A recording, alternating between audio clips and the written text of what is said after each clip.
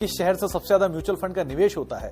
दरअसल mutual fund का कुल एयूएम है 68 लाख करोड़ का, जिसमें से 41 लाख करोड़ का जो निवेश है वो यानी कि 60% हिस्सा जो है निवेश का वो सिर्फ टॉप 10 शहरों से आता है। सबसे पहला नाम है माया नगरी मुंबई का, करीब 27% या फिर 26.9% म्यूचुअल फंड का कुल एयूएम अकेला मुंबई से आता है।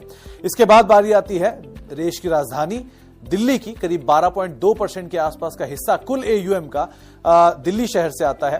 बेंगलुरु तीसरे पायदान पर है, रफली 5.5% के आसपास का एयूएम का हिस्सा जो है वो बेंगलुरु से आता है। पुणे करीब 3.9% के आसपास का हिस्सा एयूएम का पुणे से आता है। उसके बाद कोलकाता 3.5% के आसपास की हिस्सेदारी इनके पास है। चेन्नई और अहमदाबाद दोनों करीब 3% के आसपास की हिस्सेदारी रखते हैं। हैदराबाद, जयपुर और वडोदरा कुल मिला के रफली 4% के आसपास की हिस्सेदारी इन तीनों की तरफ से भी आती हुई दिखाई पड़ती है। टॉप 10 शहर जो कि म्यूचुअल फंड को सबसे ज्यादा पसंद करते हैं। अगर आप सरकारी कंपनियों में निवेश करते हैं तो सरकारी कंपनियों में भारी भरकम बिकवाली देखने को मिली है। दरअसल ऊपरी स्तरों से कई सारे पीएसयूज में एक हेवी सेल ऑफ आता हुआ दिखाई पड़ा है। सबसे पहला नाम आता है चेन्नई पेट्रो का, करीब 55% ऊपरी स्तरों से टूट चुका है। एमआरपीएल दूसरा नाम है जो कि 50% से ज्यादा बिकवाली आते हुए दिखाई पड़ी। कोचिन शिपयार्ड एक बड़ी डिफेंस कंपनी, करीब 50% ये भी ऊपरी स्तरों से टूट चुका है।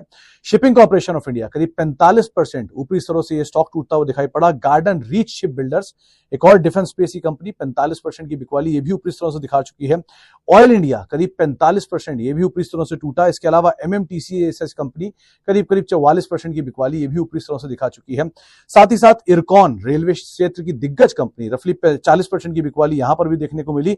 बैंक में Indian overseas bank, UCO bank, Jammu and Kashmir bank, ये तीन ऐसे बैंक हैं जो कि करीब 40% ऊपरी स्तरों से टूट चुके हैं।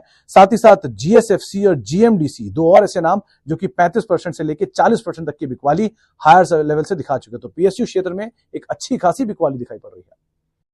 जय माता दी दोस्तों, आज मैं आपके साथ शेयर कर रहा हूं एक स्टॉक जिसमें बना है डबल बॉटम और इसके अंदर आशीष कचोलिया जी, विजय केडिया जी और नालंदा इंडिया फंड का स्टेक है। और ये स्टॉक अगर आप देखें तो कोविड जब आया था मार्च 2020 में स्टॉक में करेक्शन आई फ्रॉम 165 लेवल्स, एक साल के अंदर 1000 के ऊपर गया। तब से मई 2021 से स्टॉक करेक्ट कर रहा है और अभी 315 के अराउंड चल रहा है। टेक्निकली मुझे लग रहा है डबल बॉटम लग चुका है। 285 एक बेस है, 285 के नीचे जाएगा तो पैटर्न जो है नेगेट होगा, कैंसिल हो जाएगा।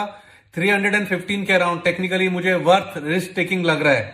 भैया नामी निवेशक विजय केडिया जी, आशीष कचोलिया जी, नालंदा इंडिया फंड है, इनके पास स्टेक है। मोतीलाल ओसवाल म्यूचुअल फंड के पास स्टेक है।